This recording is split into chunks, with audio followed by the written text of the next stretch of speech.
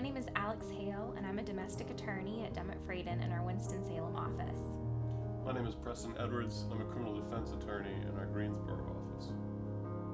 So when we meet with a defendant for a 50B, and they bring us the copy of the complaint, and it seems as though it's completely frivolous, say the allegations on the four corners of the document don't even meet the standard, the first thing that we'll do is we'll file a motion to dismiss that 50B, and we'll also include a motion for attorney's fees.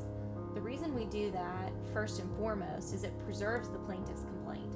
It preserves it where it has to be, those are the allegations. And then when we get to the return hearing, we're asking the court as our very first conversation to dismiss it and say that it doesn't, allege enough to meet that 50B, to show that there's even domestic violence possibility. And we ask the court again to take everything in the light most favorable to the plaintiff. And we say, Judge, if you believe everything on this pleading, we still don't believe there's enough here, and you must dismiss this.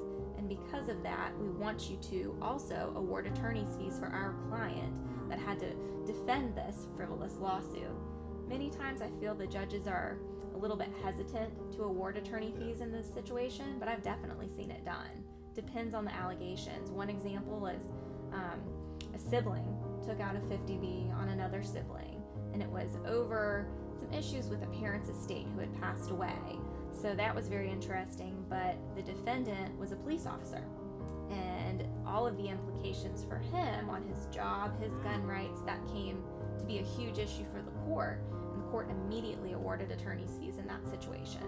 So it has been done. Well, those are great consequences on the civil side. Yes. I'll tell you on the criminal side, in that, the instance where we knew that it was a false report, we knew that it was a false 50B, the woman was there in court, testified falsely on the stand, there were no consequences for her on a criminal scale. And that's sort of political in nature. The DAs are elected, the judges are elected.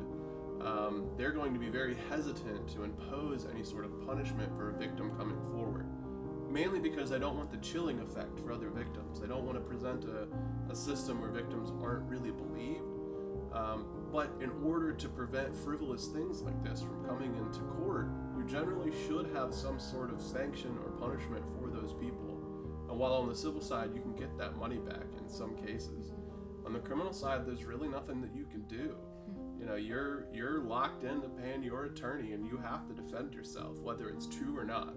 And I think that, again, we have a system that we set up for people that really need it. There's people that really have issues, and then there are people that abuse it. Yeah. And I think that's true of any system that you're going to set up, but we have to punish the abusers when it happens.